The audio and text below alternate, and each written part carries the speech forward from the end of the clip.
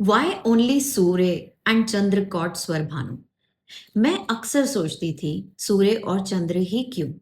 समुद्र मंथन के समय वहां कई देव थे, शक्ति भी थी, ज्ञान भी था, अथॉरिटी भी थी।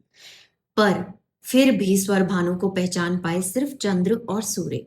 और ये सिर्फ माइथोलॉजी का सवाल नहीं है, ये हमारी रोज की जिंदगी का भी सवाल है। कभी ऐसा हुआ है कि सब कुछ नॉर्मल दिख रहा हो, पर अंदर से कुछ ठीक ना लग रहा हो? जैसे कोई इंसान सबके बीच हो, सही बातें बोल रहा हो, पर फिर भी आपका मन कह रहा हो दैट समथिंग इज ऑफ। अगर हाँ, तो ये कहानी आपके लिए है। सच को पहचानने के लिए भगवान ने सबको नहीं चुना, सिर्फ उनको चुना जिनके जागने से पूरा सिस्टम हिल जाता है। और वो दो थे, सूर्य और चंद्र। सूर्य का मीनिंग सिर्फ रोशनी देना नहीं होता, सूर्य का मीनिंग होता है मैं देख रहा हूं। मटेरियल दुनिया में सूर्य रिप्रेजेंट करता है clarity, self worth, authority, conscious awareness. आप नोटिस कीजिए, जब आप अपनी लाइफ में कंफ्यूज्ड होते हैं, गलत लोग सही लगने लग जाते हैं, एक्सप्लॉयटेशन नॉर्मल लगने लग जाता है और झूठ भी लॉजिकल लगने लग जाता है। पर जैसे ही आपको अपनी वैल्यू समझ आती है, जैसे ही आपको अपनी डायरेक्शन क्लियर होती है, झूठ ज्यादा देर टिक नहीं पाता। इसलिए स्वर भानु देवों के बीच बैठ तो गया, पर सूर्य के प्रकाश में उसका भेद ज्यादा देर छुपा नहीं रह सका। मटेरियल वर्ल्ड का गहरा सत्य ये है, जब आप सेल्फ अवेयर हो जाते हैं तो दुनिया आपको कंट्रोल करना बंद कर देती है।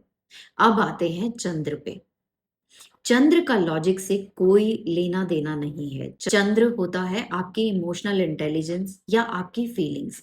रोज की जिंदगी में, ऑफिस, फैमिली, रिलेशनशिप्स, कभी सब कुछ सही लगता है, पर फिर भी अंदर से हेवीनेस होती है, बिना किसी वजह के, बिना किसी प्रूफ के। यही चंद्र बोल रहा होता है। चंद्र वर्ड्स नहीं सुनता, टोन पकड़ता है, बॉडी लैंग्वेज पढ़ता है और एनर्जी फील करता है।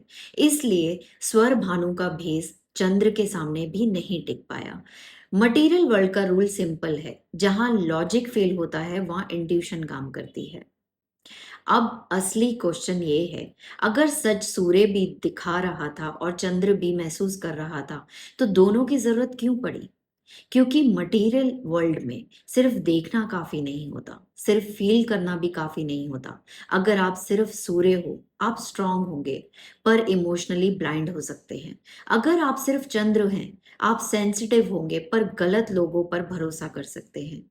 बैलेंस्ड इंसान वही होता है जिसका सूर्य भी जागा हो और चंद्र भी।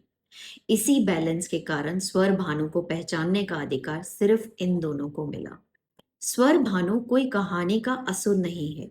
आज के मटेरियल वर्ल्ड में स्वर भानु टॉक्सिक बॉस के रूप में होता है, फेक स्पिरिचुअल गाइड के रूप में होता है, इमोशनल मैनिपुलेशन के रूप में भी होता है। और हर बार वो वही जगह चुनता है जहां अवेयरनेस सोई होती है और इंट्यूशन को ओवर थिंकिंग बोलकर दबा दिया जाता है। यहाँ एक और गहरा राज है। विष्णु भगवान ने स्वर भानु को खुद से एक्सपोज नहीं किया। क्या वो कर नहीं सकते थे? जरूर कर सकते थे। पर विष्णु भगवान का विश्वास था, अगर सूर्य और चंद्र जाग जाएं, तो इंसान खुद सच पहचान जाएगा। भगवान हर बार आकर अंधेरा काट दे, तो हम सीखेंगे क्या? जब स्वर भानु पकड़ा जाता है, राहु इल्यूजन दिखाकर अपना काम पूरा करता है, और फिर केतु उस इल्यूजन से निकालकर आपको अगला रास्ता दिखाता है। इसलिए कहते हैं, राहु ट्रॉमा देता है और केतु विजडम देता है। और यही इस कहानी का सबसे गहरा सत्य है। हर बार भगवान आकर आपको नहीं बचाते, कभी कभी वो आपके अंदर सूर्य को जगाते हैं ताकि आप सच देख सको, और चंद्र को जगाते हैं ताकि आप सच को फील कर सको। अब सवाल ये है, आज के टाइम में आपके अंदर का सूर्य या चंद्र जाग रहा है, या फिर किसी और के कंट्रोल में है?